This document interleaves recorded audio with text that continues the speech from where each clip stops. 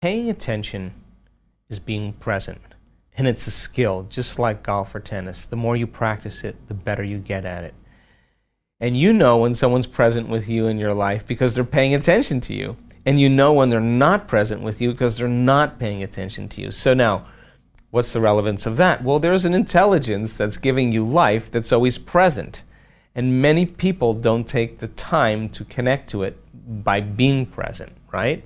So if where you place your attention is where you place your energy, and all of your attention is in the present moment, you got a lot of energy in the present moment. Now think about this. When I talk about being present, I'm saying that once you fall into the generous present moment, according to the quantum model of reality, all possibilities exist in the eternal now.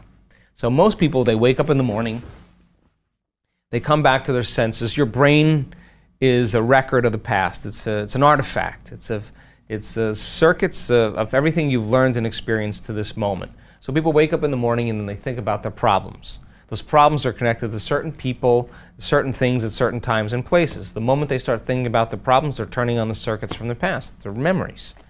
All those memories are connected to emotions because emotions are the end product of past experiences. So that problem has the feeling of disgust, frustration, anger, judgment, hatred. And if how you think and how you feel creates your state of being, and thoughts are the language of the brain and feelings are the language of the body, that person's entire state of being is in the familiar past. And when you're in the familiar past, you crave the predictable future. So then what happens next? They come back to their senses, they sit up, they check their cell phone, they do their WhatsApp, they do their Twitter, they do their text, they do Facebook, they take a picture of their feet, they post it on Facebook, they tweet something, they check one email, they check another email, they check the news, and now their entire brain is connected to everything known in their life.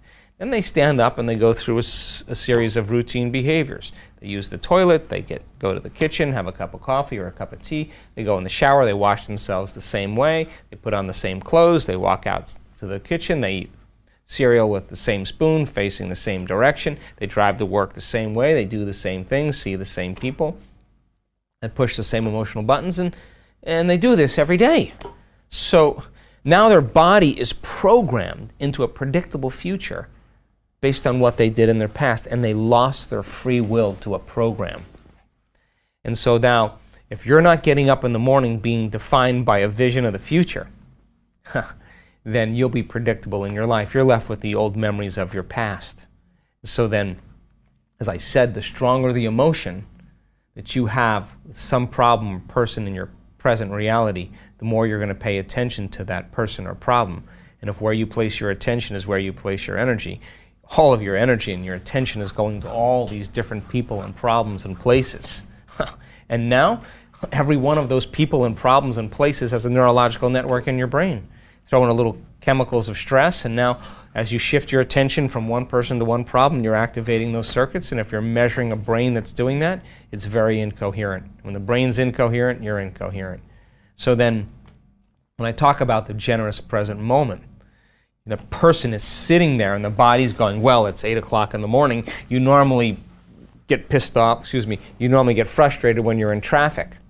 And we're on a schedule here and, well, you're not in traffic. You're sitting with your eyes closed.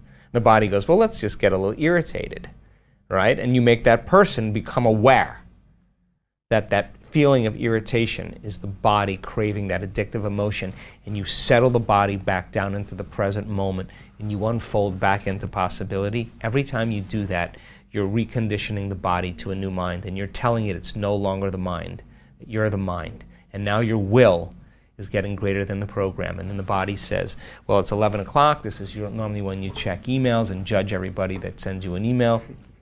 And now you're sitting there, the body's looking to judge. And then all of a sudden you get images in your brain of your ex or your coworker or whatever. And all of a sudden you realize that that emotion is connected to them.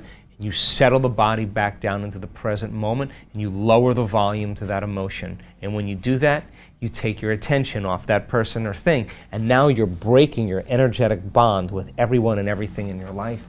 And now you're calling energy back to you. Now that is available energy to heal. That's available energy for you to design a new destiny. And when that energy comes back, it's chaotic energy. Well, the person's going through this disturbance internally, and yet they're working with their body, and there'll come a moment The body's the animal, just like training an animal. Sooner or later, it's going to surrender to the mind. And when it does, there's a liberation of energy. And now the person doesn't want to think about the predictable future, their familiar past, doesn't want to get up and open their eyes, doesn't want to go to the bathroom or eat anything. They're so happy in the present moment that they freed themselves from the chains of their own personal limitations. And the side effect of that is called joy. Joy is the absence of that habituation or that emotion that's been conditioned.